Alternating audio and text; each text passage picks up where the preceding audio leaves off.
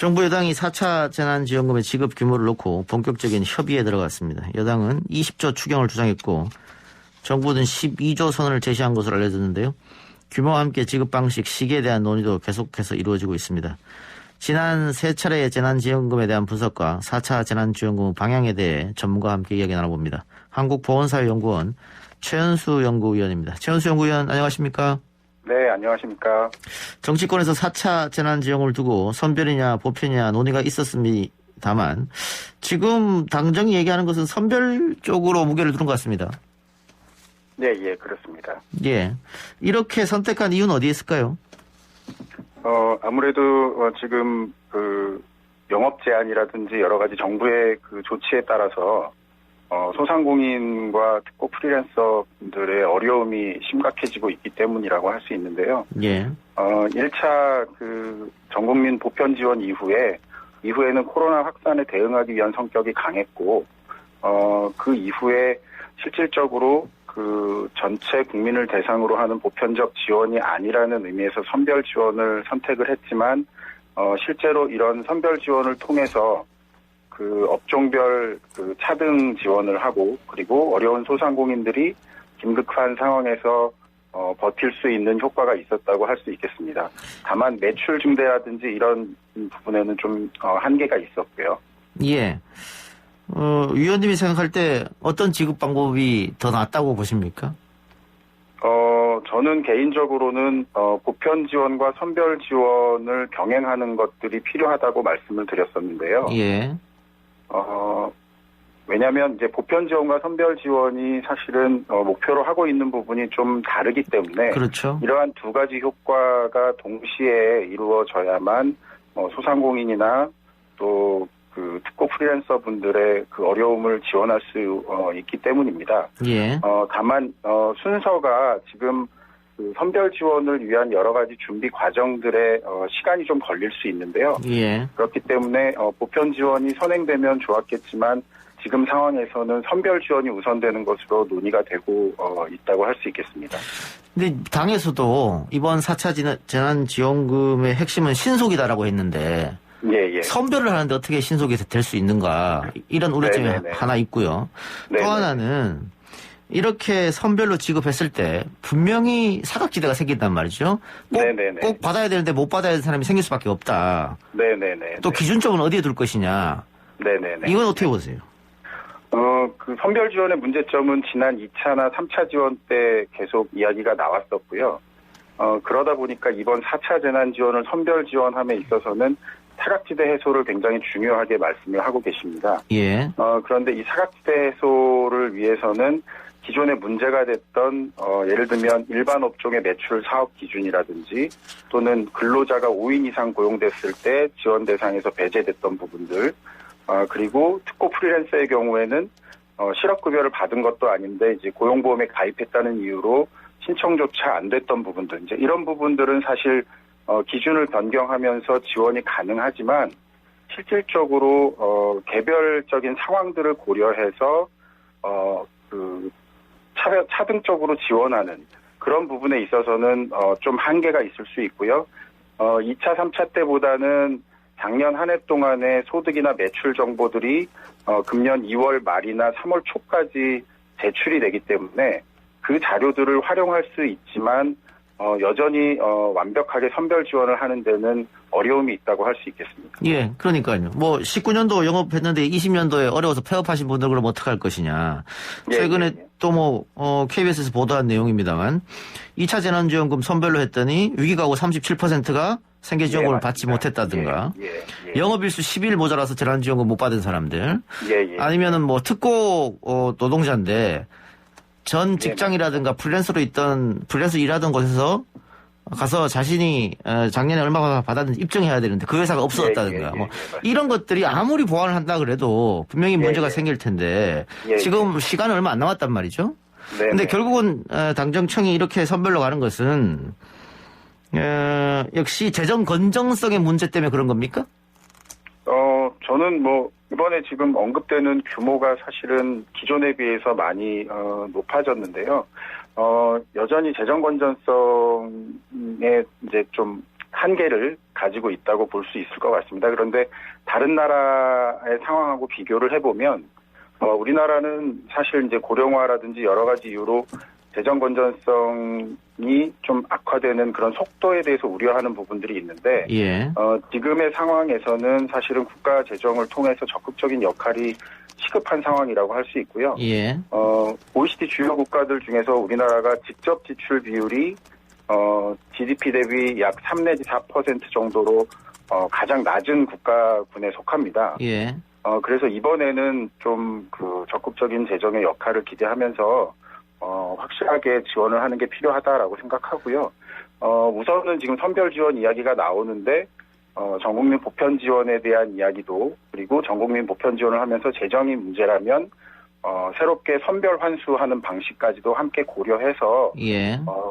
추가적으로 논의가 필요하다고 생각합니다. 그 관련 자료를 보면 우리나라가 코로나 대응 재정 지원에서 G20 중 15위거든요. OECD로 따지면 거의 제일 하위권인데. 예, 맞습니다. 뭐 좋게 얘기하면 아꼈다. 재정을 탄탄하게. 이렇게 볼 수 있습니다만 이 엄중한 상황에서 너무 아낀 것 아니냐. 좀 풀었어야 되는 거 아니냐. 이런 주장이 상반되고 있지 않습니까? 그러니까 지금 위원님 말씀은 지금은 뭐 코로나 위기도 있고 하니까 3차를 선별로 하더라도 언젠가는 다시 보편으로 가야 된다. 이런 말씀이시네요. 예, 보편 지원이 필요하다고 생각하고요. 왜냐하면 2차, 3차 지원 때 나타났던 효과들을 보면 결국에는 긴급한 비용에 대한 지원은 이루어진 거지만 이후에 매출 증대라든지 이런 부분들은 사실은 지금 소비 여력이라든지 이런 부분들을 고려했을 때 지역사회에서 소비를 회복하기 위한 여러 가지 지원들이 필요하고 그것들을 통해서 국민들이 지역사회의 소상공인들을 또 지원하고 같이 상생할 수 있는 그런 분위기들이 필요하다고 생각하고요.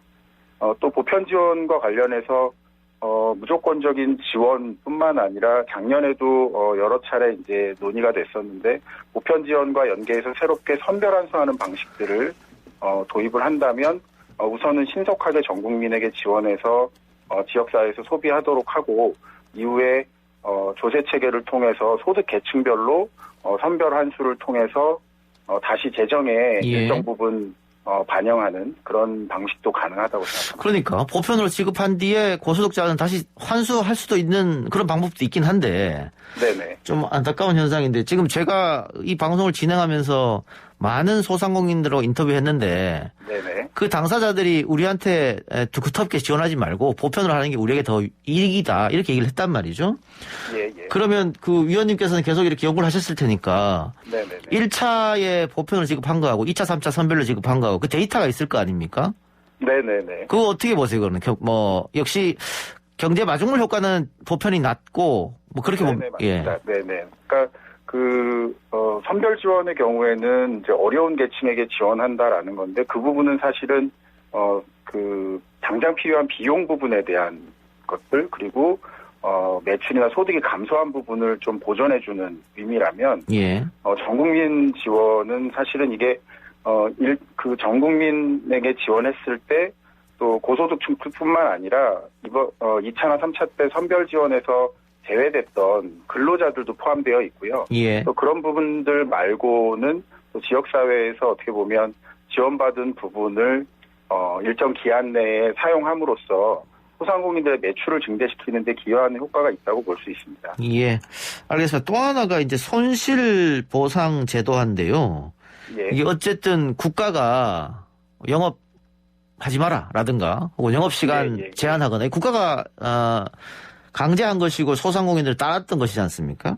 네. 그러니까 이걸 어쨌든 손실을 보상해줘야 된다라고 얘기하고 있는데 이 부분에 대해서는 이것도 역시 국가 재정 건전성 문제가 있는 것이고 네네.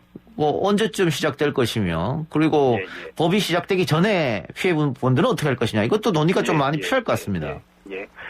저는 그런 의미에서 우선은 지금 뭐 보편이냐 선별이냐 또는 병행 추진이냐 이런 논란들 그리고 손실보상 제도화에 대한 이야기도 꽤 오래전부터 나오고 있는데 아직 구체적으로 발표된 부분이 없거든요. 그러다 보니까 국민들이 굉장히 불확실해지고 또 불확실성이 계속 지속되면 방역에 대한 저항이 굉장히 높아질 가능성이 있습니다. 그래서 저는 이번에 이제 선별 지원과 보편 지원을 상반기 중에 언제쯤 어떻게 될지, 그리고 이 손실보상 지원은 국세청의 소득 자료라든지 이런 것들이 갖추어지면 언제쯤 시행할 것인지, 이런 전반적인 계획들을 우선 좀 국민들에게 알려주시는 게 필요할 것 같고요. 예. 손실보상 지원의 경우에는 제가 제안했던 구체적인 대안은 국세청의 자료가 이달 말이나 다음 달 초 정도 되면은 구축이 완료가 되고, 예.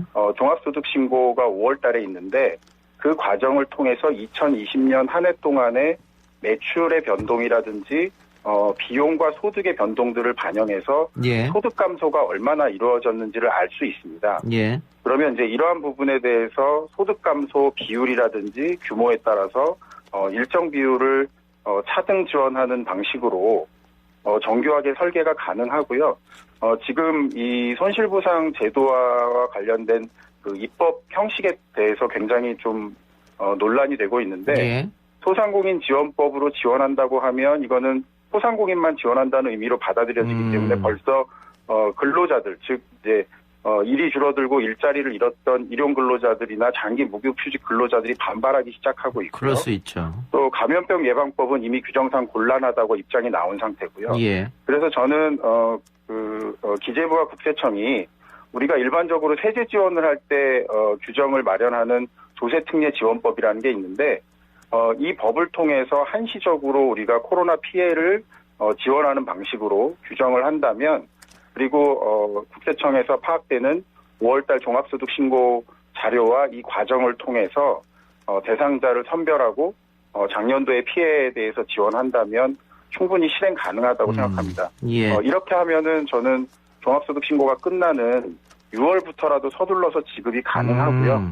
이런 계획들을 좀 소상공인들 포함해서 특고 프리랜서나 또 근로자들께도 계획을 알려드리는 게 필요하다고 생각합니다. 예, 미리 좀 알려줘서 대비를 한다거나 뭐 이런 게 중요하겠죠. 네, 예. 네.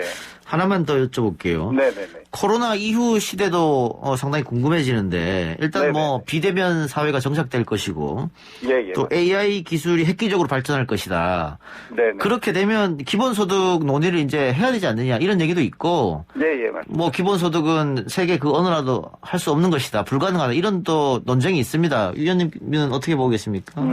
저는 뭐 기본소득에 대한 검토나 수용 가능성은 충분히 존재한다고 생각하고요. 예.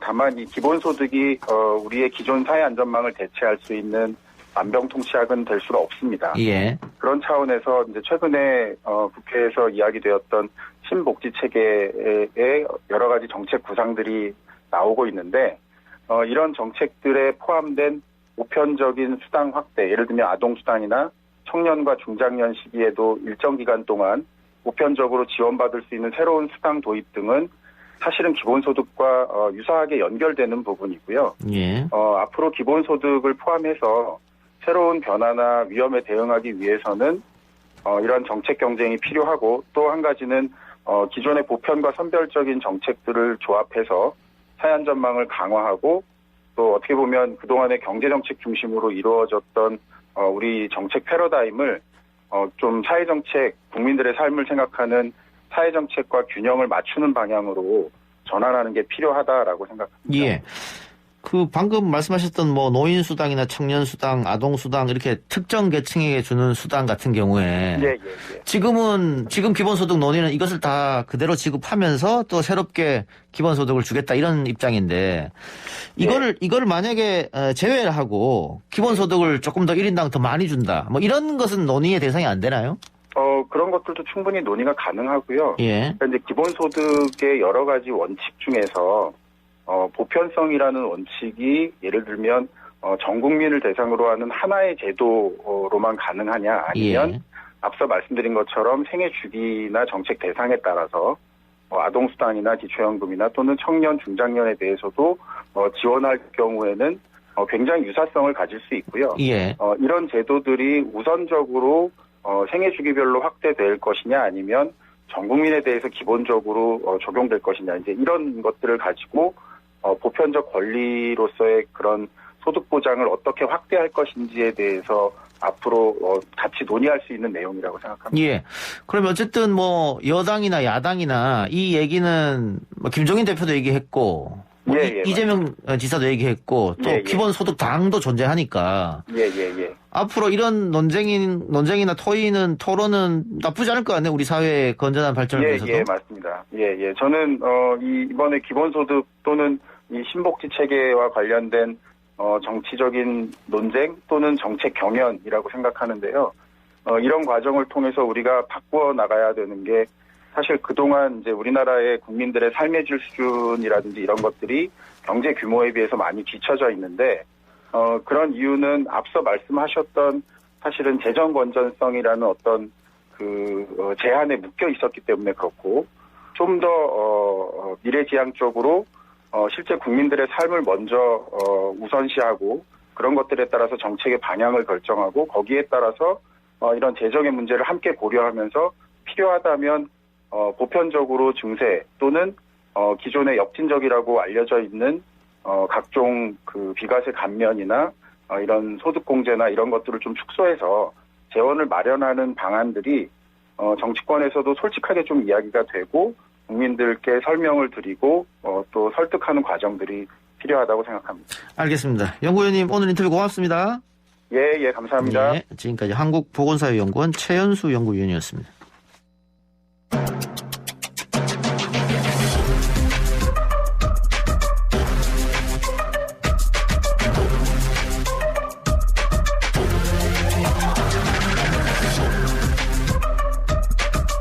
YTN 라디오 이동의 뉴스 정면승부 2부 시작합니다. 매주 목요일 2부는 정치권을 뜨겁게 달군 이슈들 더 치열하고 더 과감하게 분석해드리는 시간입니다.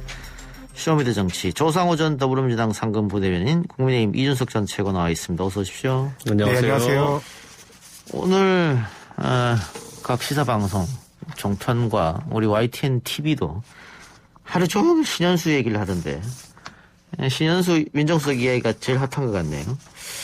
신현수 민정수석이 사의를 표명했다 사실 알려진 정치권이 뜨겁습니다. 근데 각종 보도를 보면 이렇게 됐다 사실이다는 없어요. 다 추측성이죠.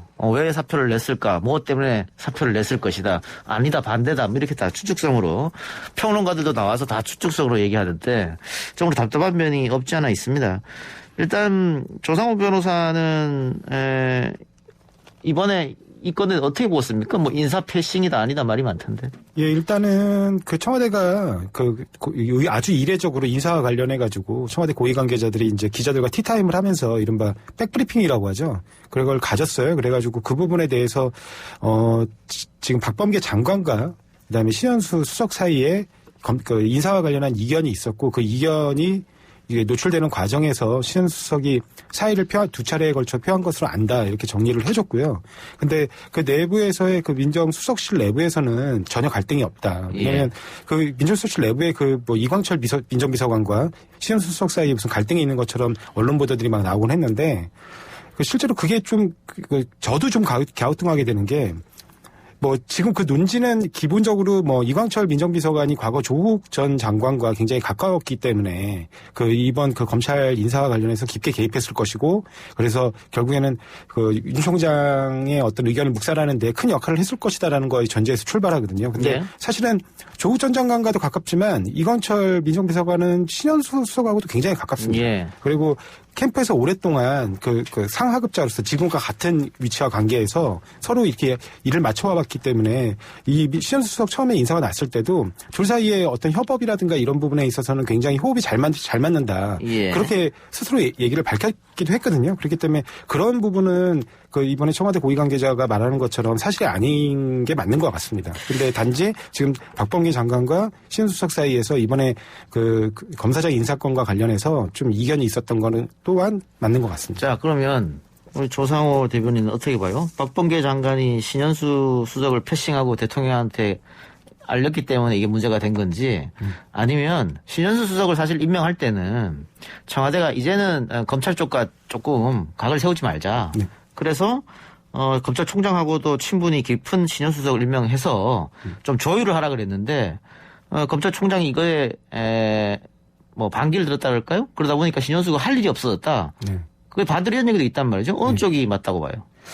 제가 지금 그 청와대 고위관계자 말로 지금 이렇게 나오는 자료, 그러니까 이렇게 어떤 언론들 보도나 아니면 또 그 고위관계자의 발언들 구체적인 워딩들을 보면 신현수 수석과 박범계 장관 사이에 갈등이 있었던 것 같습니다. 저도. 예. 그러니까 왜냐면 그 부분 관련해서 인사 패싱을 당한, 왜냐면 비서라는 자리는 본인의 의지를 관철하는 자리가 아닙니다. 왜냐면 이게 뭔가 이렇게 조율을 하고 조언을 해드리는 자리인데 자기 조언이 안 먹혔다고 해서 이거 사표를 그럴 뿐이 아니거든요. 근데 이제 아마도 어떤 과정에서 절차에서 자신이 완전히 배제됐다라는 서운함이 아마 이번에 그 사의로 반영된 게 아닌가 그렇게 생각합니다. 이책은 어떻게 보고 계십니까?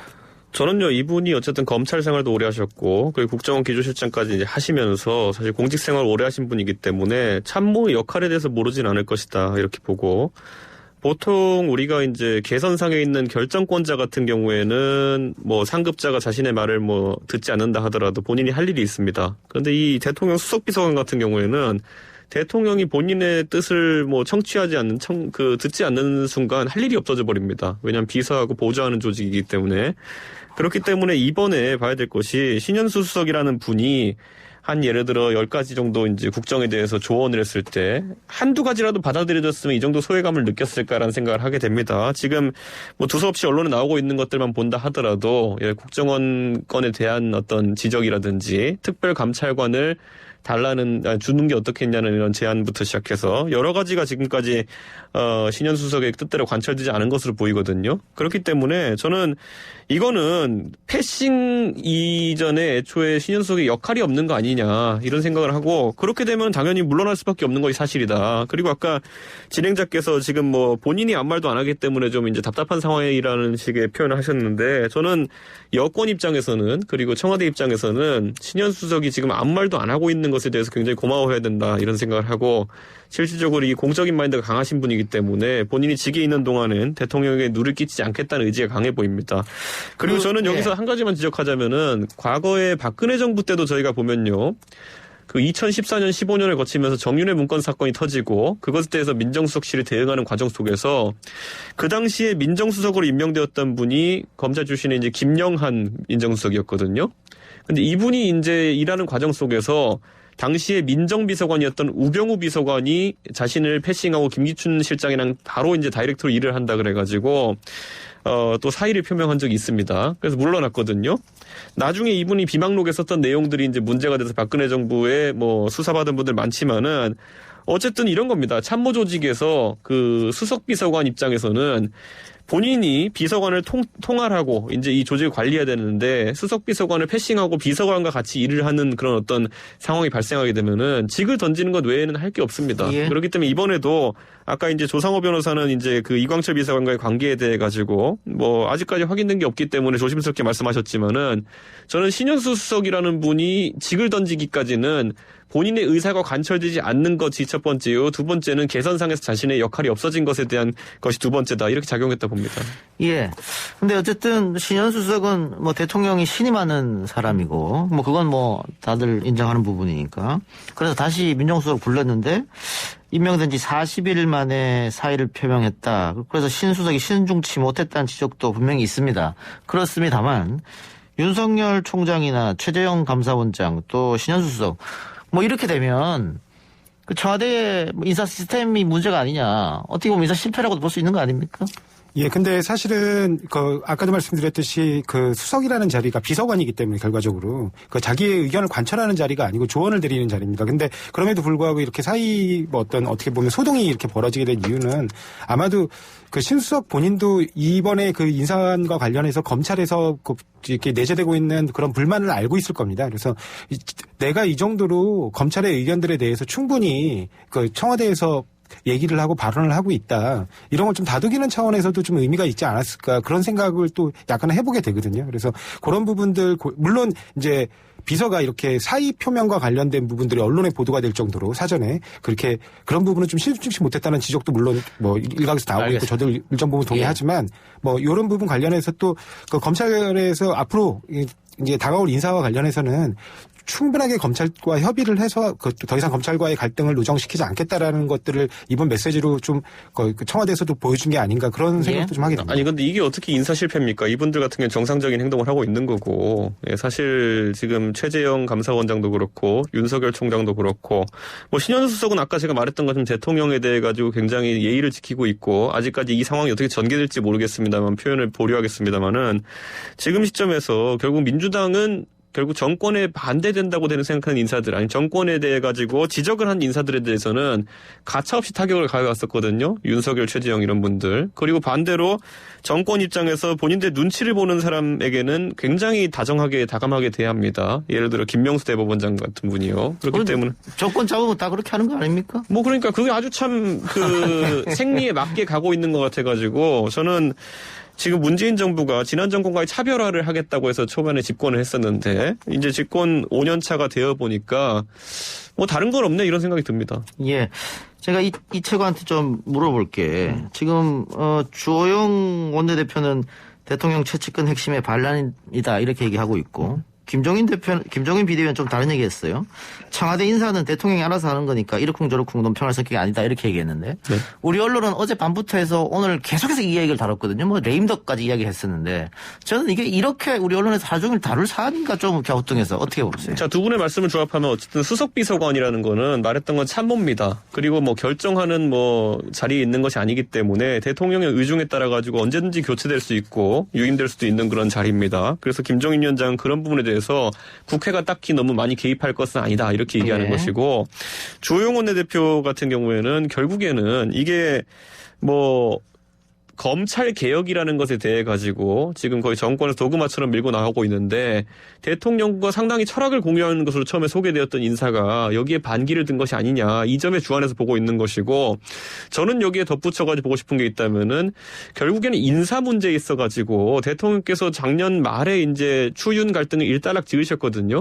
근데 이번에 이 갈등으로 인해 가지고 그 후속 조치가 좀 미흡해 보이는 것이 아쉬운 지점이다 이렇게 하겠습니다.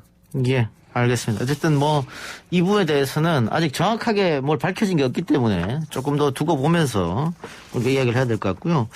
이게 중요한 이야기가 또 하나 있는데 수사 기소를 완전 분리하는 중대범죄수사청 이게 6월 달 처리 목표로 아마 민주당이 삼은 것 같습니다. 국민의힘 쪽에서는 당연히 반대하시겠죠? 그러니까 결국에는 민주당의 의도라는 거는 윤석열 검찰총장을 마지막으로 검찰총장이라는 직 자체를 두지 않겠다라는 것을 보이거든요. 그리고 그것을 뭐 기소청, 공소청으로 이름을 바꾸든지 어떤 식으로든지 검찰을 격화시키겠다는 의도가 강한 것 같은데 글쎄요. 저는 이게 또 대한민국 사회의 큰 변혁인데 지난번에 패스트트랙처럼 그보다 더 전격적으로 이번에 의석수가 된다고 해가지고 어떤 사회적 합의 없이 진행한다는 것 자체가 의아하고 지난번에 이런 아이디어에 대해 가지고 뭐 조국 장관도 본인의 SNS에 찬성한다는 의지를 이제 좀 밝힌 것 같은데 저는 한번 묻고 싶어요. 이게 수사라는 것이 그 대상이나 아니면 범죄 유형에 따라 가지고 굉장히 좀 이쪽으로 가야 될지 저쪽으로 가야 될지 구분하기 어려울 수 있거든요. 예를 들어 공수처는 고위공직자에 대한 특정한 범죄들을 다루는 것이고 경찰이 일반적인 수사를 하는 것이고 이 중대범죄는 원래 조국 장관의 아이디어대로라면 검찰에 놔뒀어야 되는 걸 들고 나온 거거든요. 그럼 이렇게 저 같은 사람도 약간 이해가 안 되는데 이럴 때는 저는 한번 연습 문제를 풀었으면 좋겠거든요. 조국 장관 일가를 2년 전에 수사할 때 보면은 가족에 대해 가지고 고위공직자의 가족에 대해 가지고 굉장히 많은 비위가 발견되었고 그 혐의도 여러 가지입니다. 그렇다면은 과연 조국 장관 건 같은 경우에는 아까 말한 이제 앞으로 정착되는 3개의 수사 조직 중에 어디서 맡아서 해야 되느냐, 그걸 다 나눠 가지고 해야 되느냐, 아니면 한 군데서 맡아서 할 수 있겠느냐. 왜냐하면 이런 것들은 수사 효율성이라든지 이런 것에 굉장히 영향을 미치거든요. 그러니까 저는 조국 장관이 뭐 듣고 계시다면 한번 여쭤보고 싶어요. 본인과 가족의 건 같은 경우에는 이 열거된 조직들 중에서 어디서 수사하는 것이 옳은지 저는 이 연습 문제 제 능력은 풀 자신 없습니다. 예. 그러면 이 책은 어때요? 기소 수사 분리에 원천적으로 반대합니까? 아니면 찬성하는데 시기상조라고 보는 겁니까? 저는 이거야말로 저 같은 비전문가가 아니라 법학자들이 치열하게 토론해야 되는 것이고 그 전문 법학자 중에 하나인 조국 전 장관 같은 경우에는 본인이 직이 있을 때 민정수석 자리에 있을 때 검찰이 6개 중대범죄에 대해 가지고는 수사권을 유지해야 된다는 취지로 말했어요. 그런데 2년 만에 뭐가 그렇게 그 법 철학적으로 바뀐 게 있는지 그래서 일부가 지적했던 것처럼 저희 당의 김웅 의원이 지적했던 것처럼 2년 전에 조국 장관이 그런 아이디어를 냈을 때와 지금 사이에 달라진 것은 조국 장관 일가가 수사받은 것밖에 없다. 이런 아니, 오해를 사지 않기 위해서라도 저는 조국 전 장관 의견을 물은 게 아니고 이 최고의 의견을 물은 거예요. 저는 제가 알고 있는 다른 법 전문가인 김웅 의원 같은 경우는 반대하고 있기 때문에 그분의 논리를 많이 들었거든요. 그런데 예를 들어 그분의 논리 같은 그분은 경우 검찰 출신이니까 수사 기소 분리 반대. 그런데 기본적으로 아까 제가 말했던 것 결국 조국 장관 사건 같은 걸 본다 하더라도 업무 분장이 쉽지가 않습니다. 이게 왜냐면은 고위공직자에 대한 건인데 표창장이라든지 이런 것들. 제가 지금 묻는 거는 고위공직자 중대수사범죄처럼 묻는 게 아니고 기소 수사 분리를 묻는 거예요. 저는 그 분리에 대해서도 원천 자체를 묻는 거예요. 기본적으로 우리 국민들이 바라는 것은 범죄자가 처벌받는 걸 바라는 것이거든요. 그런데 이거 같은 경우 우리나라에 시도되지 않았기 때문에 초기에 굉장히 많은 범죄자들이 이 망을 빠져나갈 가능성이 있다. 그래서 저는 이게 되게 근본적으로 반대를 합니다. 그러니까 근본적으로 제가 아까 말씀드린 건 근본적으로 반대하는지 근본적으로 찬성하는데 시기상조니까 뭔가 좀 보완해서 하자는 건 이걸 여쭤보고요. 저는 이게 반대할 수밖에 없는 게 이번 정권에서 이렇게 추진하게 되면은 한창 이제 정권 말기에 여러 비리 사안이 나오고 있는 상황들 속에서 결국 자기 식구 지키기라는 오해를 받을 수밖에 없고 그런 오명을 안고 출발하게 되면은 저는 결론적으로도 실패할 수밖에 없다 이렇게 봅니다. 자. 조 대변인은 법률가니까 수사 기소 분리에 대해서 또 중대범죄수사처에 대해서 말씀해 주세요. 저는 방금 전에 이채고가 한 말 속에 답이 있다고 생각합니다. 왜냐하면 전문가들이 이거는 결정하는 게 맞는데 전문가들 사이에서는 이미 결정이 난 사안이에요. 애초에 이게 1953년에 형사소송법이 제정되고 지금 70년 동안 이 제도가 유지되고 있는데 최초 검찰총장이었던 초대 검찰총장 견순열 총장도 이게 굉장히 기형적이고 잘못됐다. 왜냐하면 검사가 소송에서의 당사자인데 당사자 중 한 명이 다시 또 수사의 그러니까 그 수사 주체가 되게 되면 결과적으로 증인 적격과 관련해서 혼란이 있을 수 있기 때문에 나중에 이건 개선돼야 되는 게 맞다. 근데 지금은 친일 경찰 그런 문제들이 있으니 일단은 그런 문제들에 대한 효과적인 통제를 위해서 초창기에는 어떤 과도기적으로 검찰이 수사권을 행사하더라도 궁극적으로는 기소와 수사가 분리되는 게 당연하다는 식으로 얘기를 했었어요. 그래가지고 지금까지 70년이 오는 동안에 계속해서 검찰에서도 심지어 이게 저희 바람직하다라고 얘기한 적이 없습니다. 단지 아까 앵커가 말씀하신 것처럼 시기상조 아니냐 아니면 또 경찰이 여전히 폭력적인 수사 그다음 잘못된 수사 관행들이 있기 때문에 경찰 파쇼를 우려를 해서 아직까지는 이 수사 기소권을 명백하게 분리해서 수사권 전체를 경찰에 주는 거는 좀 성급하다. 이 정도 논리였지 그 자체를 반대한 논리를 여지껏 제시하는 경우도 거의 없었습니다. 자, 그런데 여기서 이제 저는 이런 게 있어요. 예를 들어 이번에 또 이게 이해가 안 가면은 청취자분들이 연습 문제를 풀어보시면 되는 게, 자, 이용구 차관 같은 사람이 택시기사를 폭행했어요. 그런데 이거 경찰에 수사하면 어떻게 했습니까? 블랙박스도 제대로 안 보고 종결시키지 않았습니까?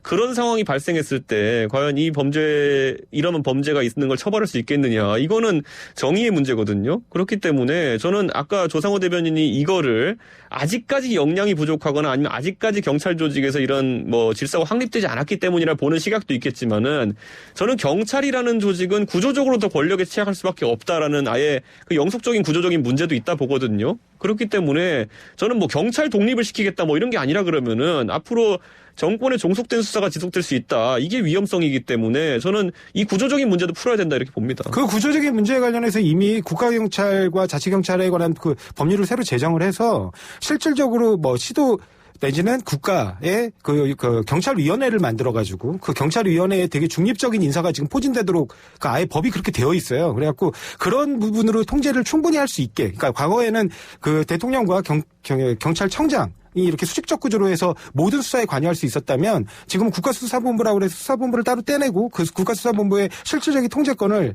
중립적 인사들이 당연히 들어가게 되어 있는 그리고 그중에는 법관도 2명이 들어갑니다. 그러니까 그렇게 들어가게 되어 있는 경찰위원회를 통해서 더 잘 통제할 수 있기 때문에 그런 부분에 대한 거는 제가 볼 때는 이미 법 개정안으로 다 담아냈다고 생각을 합니다.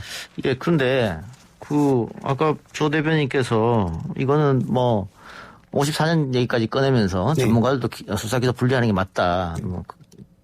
경찰 파쇼보다는 검찰 파쇼가 낫지 않느냐. 저도 동의는 하는데 또 이 정부 들어서 수사 기소 분리해야 된다고 처음부터 주장했고 그렇다면 처음부터 그렇게 밀고 나가면 되는데 왜 중간에 6대 범죄는 검찰에 떼줬다가 지금 와서 다시 그걸 그대로 들이느냐. 그건 논리적 모순 아닙니까?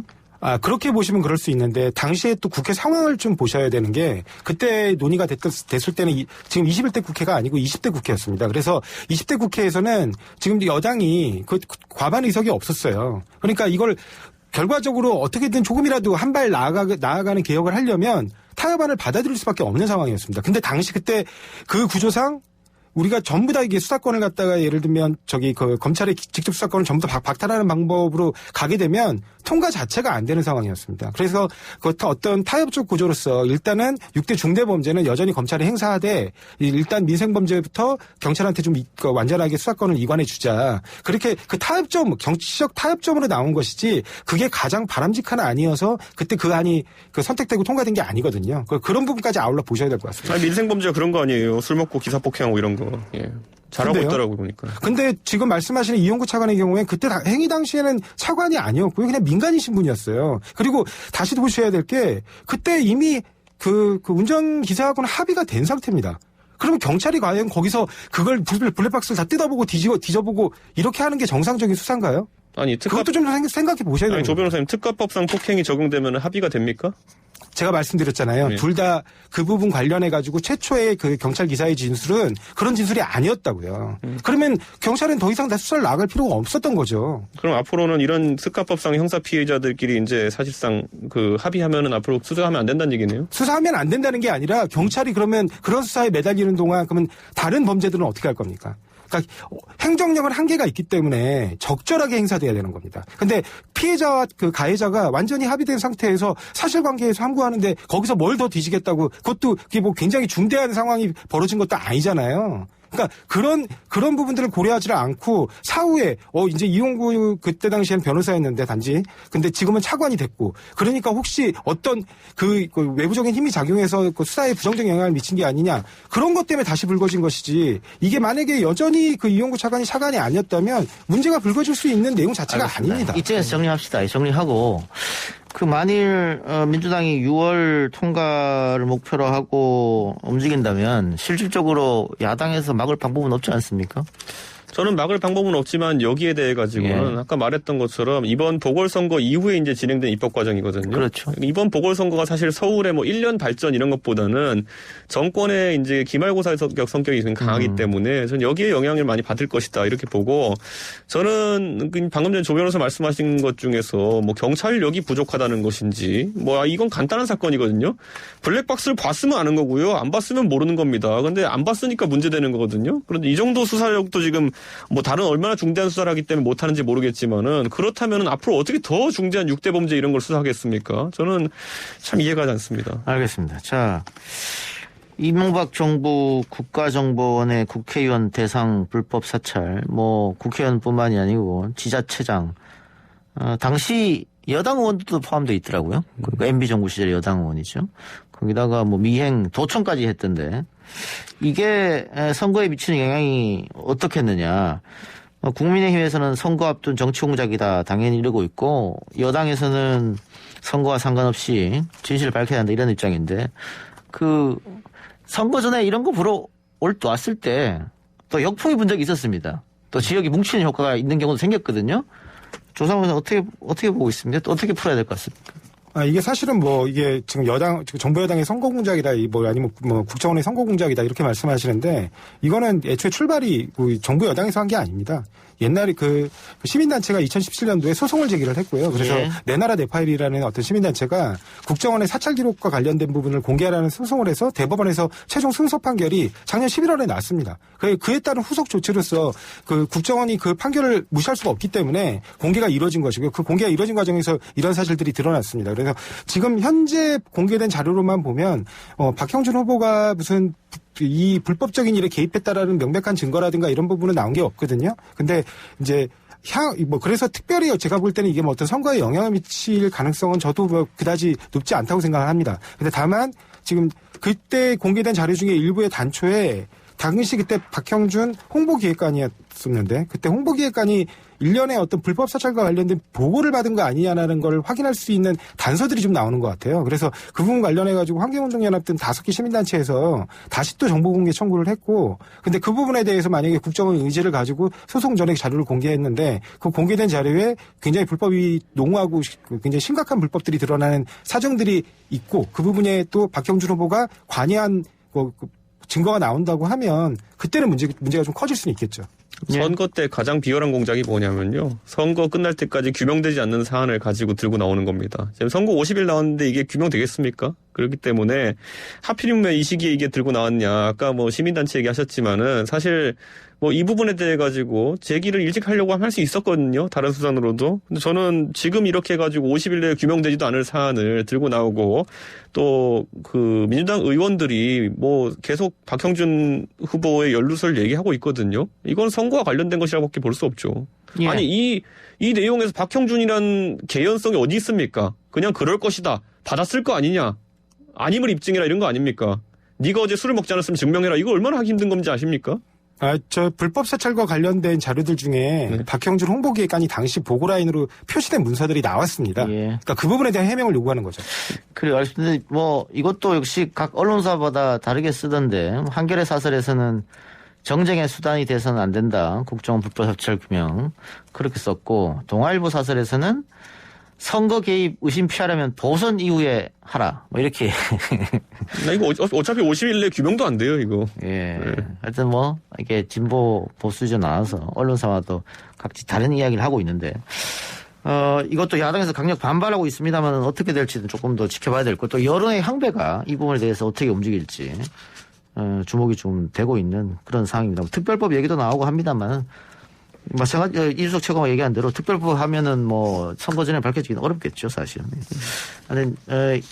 불법 도청이나 이런 불법 사찰 문제는 국가 폭력 일종이기 때문에 어쨌든 간에 뭐 전 정권이든 현 정권에 있으면 안 되는 일이다 이렇게 마무리를 하고요. 마지막으로 하나만 더 해볼까요? 2분밖에 안 남았는데 그냥 1분씩 드리겠습니다. 네. 4차 재난지원금 여당은 선별로 가닥 잡은 것 같습니다. 추경 통해 3월 말에 지급하도록 하겠다.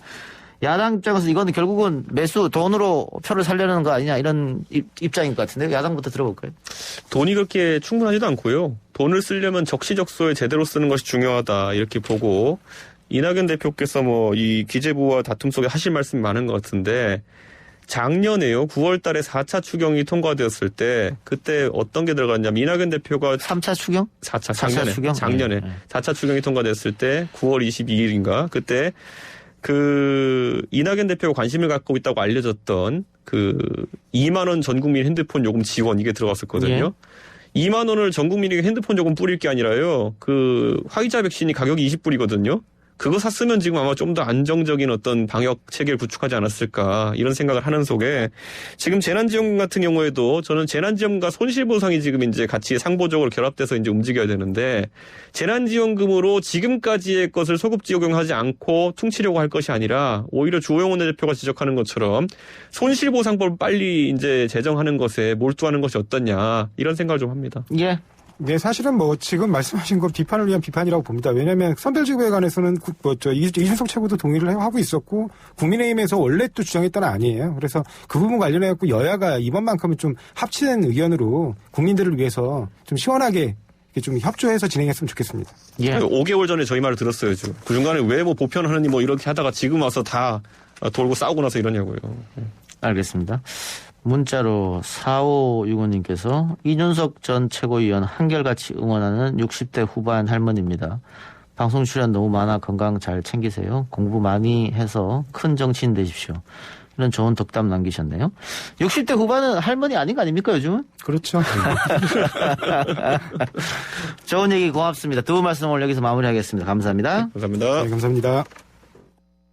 아 글쎄 안 들려 들을 뉴스 없어 아무 뉴스도 귀에 들어오지 않아 듣고 또 들어도 들을 뉴스 없어 만든 게 이 프로야 이동영의 뉴스 정면 승부.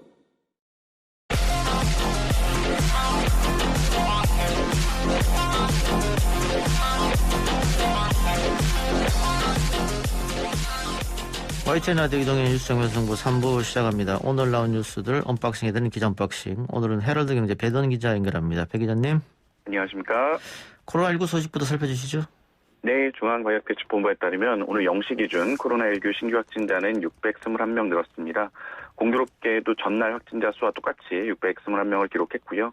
이틀 연속으로 600명대 초반을 기록했는데 이렇게 1일 확진자가 연속으로 600명대가 나온 게 지난달 초순 이후에 한 달여 만이라고 합니다. 주요 감염 사례를 보면은 경기 남양주시 진관산업단지에 있는 플라스틱 제조 공장에서 캄보디아 출신 노동자 한 명이 확진된 이후 어제 오후까지 총 115명이 양성 판정을 받았고요. 충남 아산에 있는 귀뚜라미 보일러 공장과 관련해서 현재까지 129명이 확진 판정을 받았는데 이 직원들과 접촉했던 가족이나 지인 등을 중심으로 N차 감염이 산발적으로 이어지고 있어서 비상이 걸렸습니다. 이 밖에도 주요 대학병원이죠. 서울 용산구 순천향대 서울병원, 또 성동구에 있는 한양대병원에서도 확진자가 꾸준히 나오고 있습니다. 아무래도 설 연휴의 대규모 이동에 따른 감염 여파가 본격화하기도 전인데 확진자가 좀 빠른 속도로 늘어나면서 앞으로 확진자 규모가 더 커질 수 있다라는 우려가 나오고 있는데요. 특히 이번 주부터 거리 두기가 다 한 단계씩 완화가 됐고 다중이용시설의 영업시간 제한도 오후 9시에서 10시로 1시간 늘어난 게 이제 영향이 곧 나타날 수 있다는 점에서 방역당국이 긴장감이 높아지고 있습니다. 예. 오늘 사회적 거리두기 체계 개편 방향도 발표됐네요. 예, 그렇습니다. 오늘 그 사회적 거리두기 단계를 좀 단순화하고 다중이용시설의 집합금지를 최소화하는 방향의 개편을 추진하겠다는 초안이 나왔는데요. 일단은 단계별로 대국민 행동 메시지를 좀 명확하게 하고자 현재 5단계인 체계를 간소화하고 또 우리 강화된 의료 역량을 반영해서 단계 기준도 조금 완화하기로 했습니다. 특히 이제 논란이 많았던 다중이용시설과 같은 생업시설에 대한 집합 금지를 최소화하기로 했는데요. 대신 이용 인원을 제한하는 걸로 해서 밀집도를 조정하겠다는 방침입니다. 또 이제 각 시설의 책임성을 강화하기 위해서 방역 수칙을 위반할 경우에 원 스트라이크 아웃하는 원 스트라이크 아웃제를 도입하는 등의 처벌을 강화하고 또 관련 협회나 지역 차원에서도 방역 관리 강화를 추진하기로 했습니다.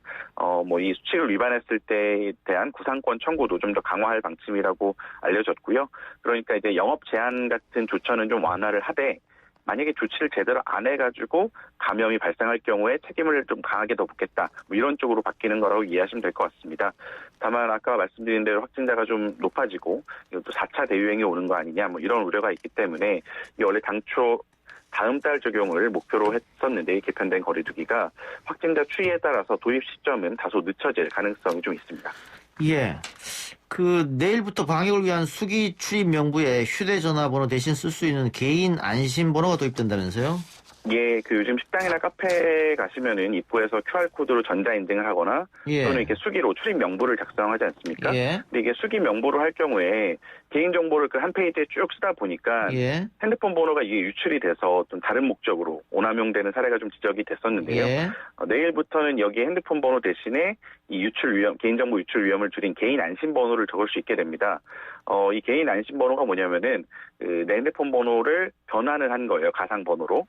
그래서 숫자 4자리하고 문자 2자리, 총 6자리로 구성되는 가상 번호를 각각 우리가 부여받을 수가 있는 겁니다. 이거를 가지고는 전화나 문자 메시지를 보낼 수가 없는 거고요. 이걸 어떻게 발급받으면 되느냐, 네이버나 카카오, 패스 같은 이 QR코드 발급기관 애플리케이션을 통해서 받으면 되는데, 이 QR 체킹 화면을 띄워서 6자리 나오는 번호를 확인해서 그거를 기재를 하면 됩니다. 이렇게 한번 발급받으면은 발급받는 기관이 달라져도 개인 안심번호가 계속 동일하게 유지가 되는 거고요. 이 발급받은 개인 안심번호들은 코로나19가 종식될 때까지 계속 사용할 수 있다고 합니다. 젊은 분들은 수기를 안 쓰고 예전부터 QR코드를 이용해서 확인했잖아요. 그렇죠. 그 QR코드로 계속 하면 될 텐데 이렇게 하는 이유가 다른 이유가 있습니까? 이게 QR코드, 사실 이제 가보시면은 QR코드하고 이걸 수기로 적는 걸 같이 하는 경우도 있고, 이제 매장, 업장마다 이 QR코드 인증하는 그런 시스템을 못 갖춘 곳들도 있지 않습니까? 이렇게 보통 태블릿 PC나 핸드폰으로 이렇게 해야 되는데 그런 거를 잘 못 하시는 분들, 또 이런 장소에서는 수기로 하는 게 아직도 많이 있기 때문에 이런 거를 도입했다고 하고요. 아무래도 스마트폰을 좀 잘 못 다루시는 어르신들 같은 경우는 QR코드 발급도 사실 어려워하시는데 정부에서는 이런 정보 취약계층이 이 사용법을 익힐 수 있게 과기부가 진행하는 디지털 역량 강화 교육에 이 내용을 포함할 계획이라고 하고요. 물론 이게 뭐 개인 안심번호 발급이 좀 어렵다, 나는 못하겠다, 또는 하기 싫다 하시는 분들은 지금처럼 그냥 핸드폰 번호를 명부에 기재하셔도 무방합니다. 그래도 됩니까? 예, 알겠습니다. 예, 혹시 그 디지털에 취약하신 어르신들이 잘할 수 있을까 싶어서 제가 여쭤봤는데, 예. 예. 정치권 소식으로 가보죠. 여당 부대변인이 SNS에 야당 서울시장 후보들의 공약을 비판하는 걸 올렸는데, 뭐 여기까지는 문제가 없다고 보여지는데, 욕설을 섞었다고요? 네, 그렇습니다. 더불어민주당 박진영 상근 부대변인의 얘기입니다. 박 부대변인은 자신의 페이스북에 오늘 국민의힘 나경원, 오세훈 경선 후보가 어제 발표했던 공약을 거론하면서 1년짜리 시장을 뽑는데 생지땡 이런 공약을 욕설이죠. 공약을 내놓고 있다. 1년 동안 이게 가능하냐 따져보라 이렇게 썼습니다. 그러니까 나경원 후보가 누구든지 도보 10분 내에 지하철 탑승, 또 오세훈 후보가 2032년에 올림픽 유치 이렇게 공약을 내놨지 않습니까? 예. 그러니까 이거를 거론하면서 거창한 거 하지 말고 고 박원순 시장이 추진하다만 일을 제대로 마무리하는 것이 좋다 이렇게 했는데 아무래도 이제 이 생지땡 욕설이 들어가 있기 때문에 바로 이제 나경원 후보가 즉각 반발을 했습니다. 거의 저주에 가까운 악담이다라면서 오늘은 급기야 욕설까지 나왔다. 이 정도면은 당의 방침 아니냐. 이렇게 지적을 했고요. 논란이 좀 커지자 박 부대변인은 이 글을 삭제를 했어요. 그러면서 과한 표현에 사과드린다면서도 하지만 1년짜리 시장이 올림픽 유치는 좀 너무 황당하지 않느냐라고 되묻기도 했는데요. 논란이 계속 커지는 부담을 의식했는지 곧 이런 황당하지 않느냐 이런 문구는 지우고 그냥 사과드린다, 반성한다라고 글을 간결하게 수정하기도 했습니다. 예. 이번에 좀 논란이 된 게 이게 사실 박 부대변인이 지난 2일에도 페이스북에 여야를 막론하고 서울시장 후보들 부동산 공약에 우려를 금할 수 없다. 이렇게 같은 당 후보까지 싸잡아서 비판했다가 논란이 된 적이 있었고요. 예. 또 작년에 그 여권에 좀 그동안 비판적인 목소리를 내온 진중권 전 동양대 교수를 향해서 삼국지에 나오는 인물이죠. 독서를 좀 퍼붓다가 죽임을 당한 예형이라는 인물에 빗대서 설전을 벌이기도 했었는데요. 국민의힘은 오늘 상근 부대변인 명의의 논평을 통해서 당시에 이제 민주당이 아무런 조치도 취하지 않고 넘어가서 또 이런 일이 벌어졌다. 이런 구태를 반복하는 박 부대변인은 즉각 사퇴하고 민주당이 사과하라라고 비판을 했습니다. 예. 박 부대변인도 지난 총선에 출마를 하려고 했었고 또 다음 총선도 준비 중인데 다음을 위해서라도 이 설화는 좀 조심해야겠죠. 네. 알겠습니다. 오늘 기자 언박싱 이걸로 마무리하죠. 배동 기자 고맙습니다. 네, 고맙습니다.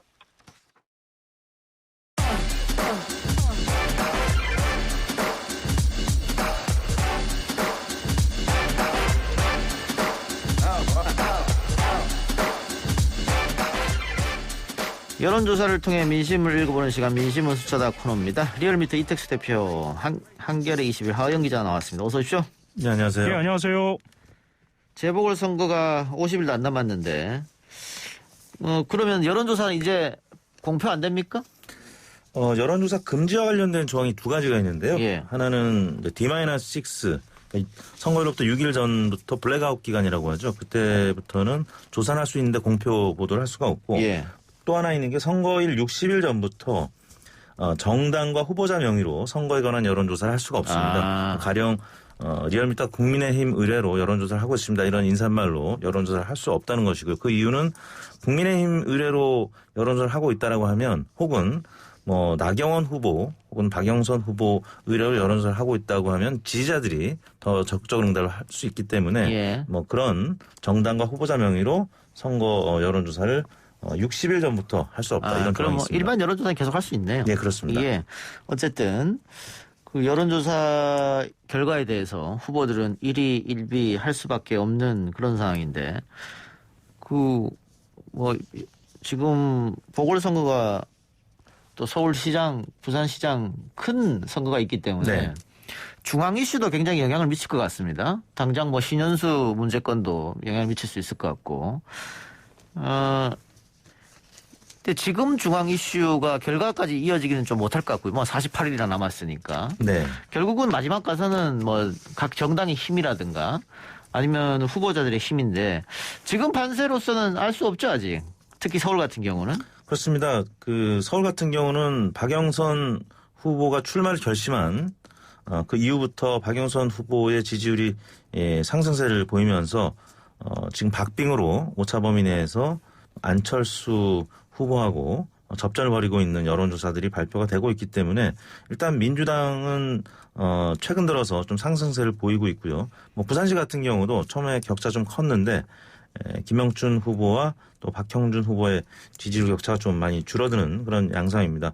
그런 이유는 설 직전에 문재인 대통령 지지율이 하락세를 멈추고 좀 반등하는, 그래서 40%대 초반을 회복하는 그런 여론조사 결과들이 발표가 됐었는데요.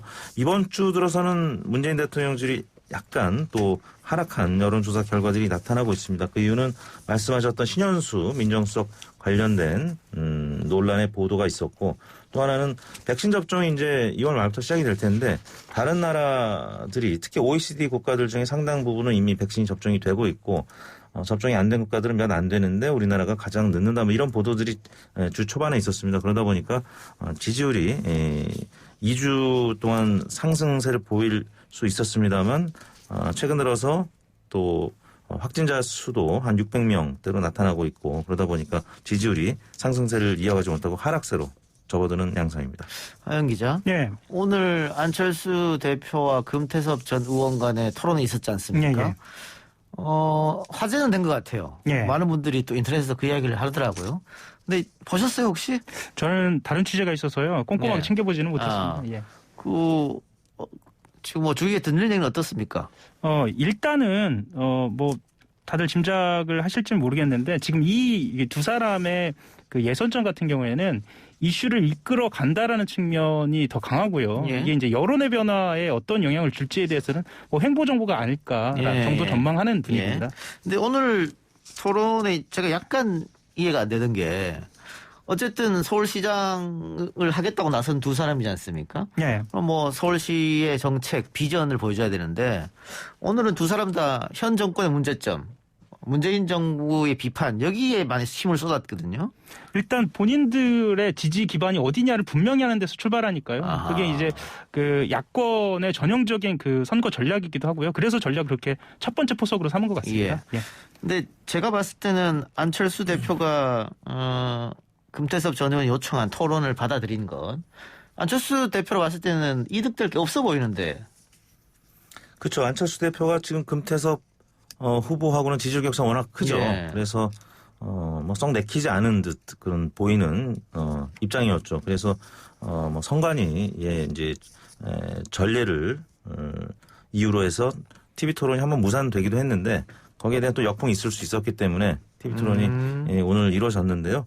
뭐 TV 토론을 보신 분들은 금태섭 후보의 지지율이 그동안에 좀 낮았기 때문에 좀 상승할 가능성도 있는데 뭐 많은 전문가들은 그 격차를 줄이기에는 좀 이미 격차가 너무 벌어져 있는 상황이라서 어렵지 않겠느냐. 그래서 많은 여론조사 결과들은 안철수 대 나경원, 안철수 대 오세훈 뭐 이런 등등의 가상 대결에도 관심을 갖게 되는데요. 오늘 뭐 아무튼 TV 토론을 했고 아직 못 보신 분들은 유튜브를 통해서 또 보실 분들도 계실 테니까요. 좀 상황을 지켜봐야 될 것 같습니다. 하 기자님, 지난 대권 때 대통령 선거 때 안철수 대표가 TV 토론에서 점수를 얻기보다는 좀 까먹었다. 예. 이게 대체적인 평가였지 않습니까? 예, 그렇습니다. 예. 그 이번에는 좀 단단히 준비를 할 것 같아요.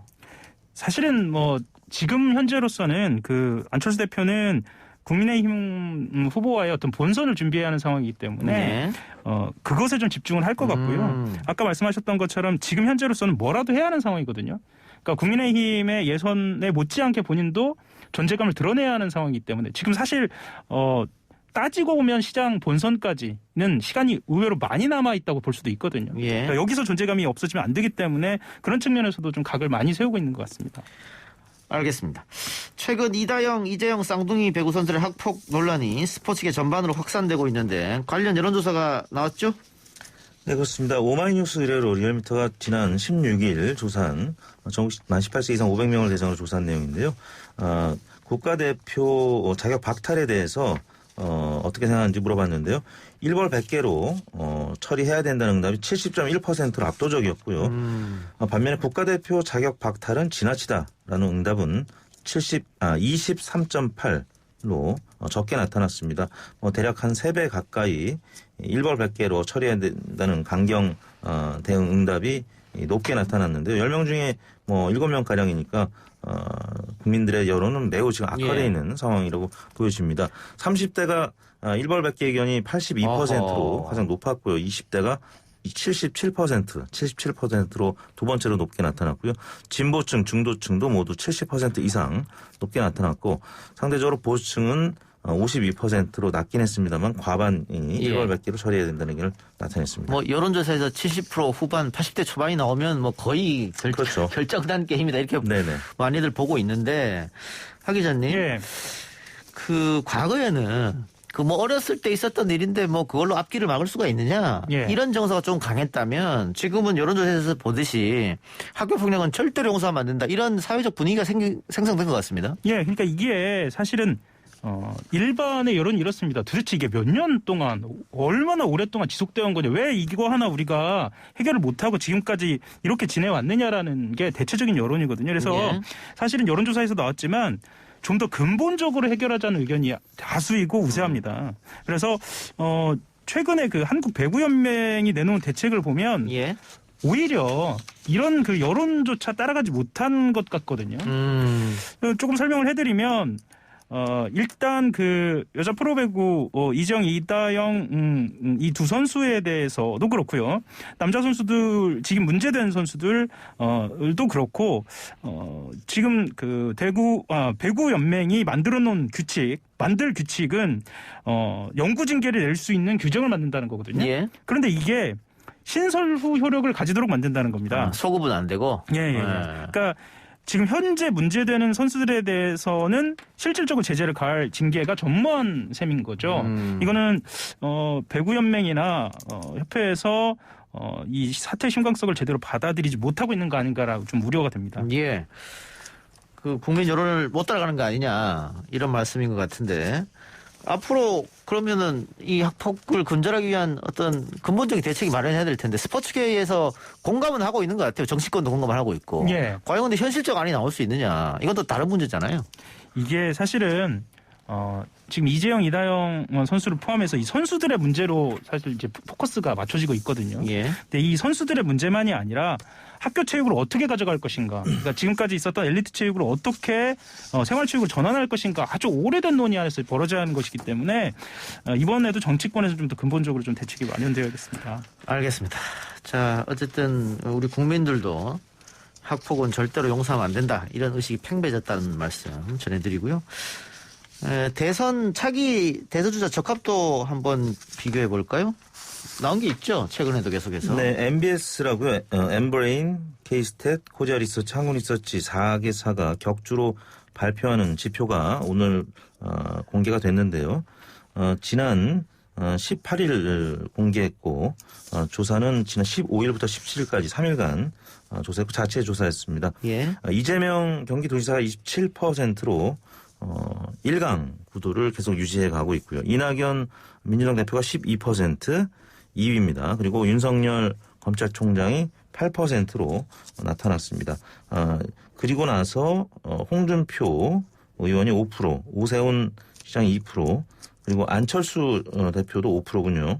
그래서 홍준표, 안철수 두 의원이 두 대표와 전직 대표죠. 동률로 5% 나왔고요. 유승민 전 국민의힘 의원이 2%, 심상정 1%, 원희룡 제주도지사 1%, 또 김부겸 전 행안부 장관이 1% 이렇게 나타났습니다. 이재명 지사 27%는 계속해서 유지를 하고 있는 것이고 이낙연 대표와 윤석열 총장이 떨어졌으니까 그 세 사람 간 그러니까 1위와 2, 3위 격차가 더 벌어진 건데 당분간 아마 이 보궐선거까지는 이 추세가 이어질 것처럼 보이는데 어떻게 보세요? 그렇습니다. 보궐선거가 이제 4월 7일로 잡혀 있는데요. 그때까지는 이재명 지사의 독주 체제는 계속 이어질 가능성이 있고요. 오히려 지금 민주당 내에서 이재명 지사를 견제하는 그런 움직임들이 이재명 지사의 지지율을 오히려 더 공고화시킬 수도 있는 예. 그런 상황인데 4월 7일까지는 어떤 변수가 있냐면 4월 7일 선거에서 서울시장이나 아니면 부산시장 적어도 2개 중에 1개를 이기거나 2개 다 이기면 이낙연 대표의 지지율은 반등할 가능성이 있다라는 거죠. 그래서 이낙연 대표가 반등하면 제3 후보로는 조금 사그라들 것이고요. 이재명 대 이낙연 양강 체제로 당분간은 갈 가능성이 있고 그 다음에 서울시장 선거에서 보수 후보들이 만약에 패배하게 된다고 하면 경선이든 단일화 과정에서 낙마한 후보들 모두 대권 주자로서의 지지율은 하락할 가능성이 높습니다. 안철수, 오세훈, 나경원 등등의 잠룡들은 지지율이 빠질 가능성이 있고 그렇다면 윤석열 총장이라든지 홍준표 의원의 지지율이 반등할 가능성도 있죠. 반면에 안철수, 오세훈 등등의 후보가 지지율이 오를 수 있는 가능성은 만약 시장이 된다라고 하면 그리고 단일화의 파트너로서 국민의힘 경선에서 승자가 된다라고 하면 그러면 지지율은 또 오를 수 있겠죠. 그래서 4월 7일까지는 말씀하신 대로 현 지지율이 어느 정도 횡보할 가능성이 좀 커 보입니다. 알겠습니다. 자, 방금 이택수 대표 이야기처럼 이재명 견제론이 계속 나오고 있는데 지난주에는 탈당설이 나왔습니다. 예. 민주당 탈당할 가능성이 있다 이재명이. 예. 이번 주에는 경선 연기론이 등장했는데 예. 이게 야당에서 언급한 게 아니고 예. 민주당 내에서 언급이 먼저 이루어졌거든요. 그러니까 친노 진영에서 이제 이루어진 건데 이거 어떻게 보고 있어요? 일단 이낙연 대표 말씀도 좀 드리면요. 이제 오늘 그 언론인 오찬 간담회에서 말이 안 된다 그 부분에 대해서 그리고 그렇게 해서는 될 일이 아니면 옳은 방향이 아니다라고 일단은 이야기를 했고요. 경선 연기론 같은 경우에는 사실 처음 나온 건 아니고요. 지난해 그 민주당 전당대회에서도 이낙연 현 당대표에게 를 향해서 예. 견제하는 어떤 그 분위기가 잡히면서 당시에도 연기론이 나왔습니다. 그러니까 현재로서는 그 독주하고 있는 그 이재명 지사를 따라잡을 시간이 필요한 주자들의 셈법도 작용하고 있고 예. 또 달리 보면은 민주당 입장에서는 지금 현재 그 이낙연 대표와 이재명 지사 말고도 다른 후보가 있다라고 한다면 훨씬 더 그 안전판이랄까요? 좀 더 국면을 유리하게 조성할 수 있는 상황이 있을 수 있기 때문에 여러 가지 그 정치 세력 간의 그 마의 5% 벽이라고 하는데요, 보통. 이 5%를 넘지 못하는 그 후보들까지 합쳐져서 어떤 이해관계가 작동하고 있는 것이 아닌가라고 보여집니다. 예. 일단 그 연기론을 주장하는 사람들의 명분은 코로나를 이야기했습니다. 코로나 사태가 이렇게 엄중한데 정책 대결이나 연설이나 어떻게 할 수 있느냐. 경선이 불가능하다. 그런 명분 하나도 없고 두 번째는 상대당 후보보다 더 빨리 선출되면 더 빨리 타켓이 된다. 이런 거 있는데 이건 말 그대로 명분 쌓기인 거고 결국은 시간은 달라. 그렇죠. 우리 쪽 후보가 뛰어올 때까지 예. 이건데 이거는 경기의 룰을 우리가 불리하다고 바꾸자는 거기 때문에 만일 실질적으로 이루어지면 후폭풍도 상당히 나오지 않을까 그런 생각도 듭니다. 예, 알겠습니다. 두 분 말씀 오늘은 여기까지만 듣고 다음 주에 또 새로운 이야기 가지고 이야기하도록 하죠. 두 분 말씀 고맙습니다. 지금까지 리얼미터 이택수 대표 하영 한글이 기자였습니다. 감사합니다. 감사합니다.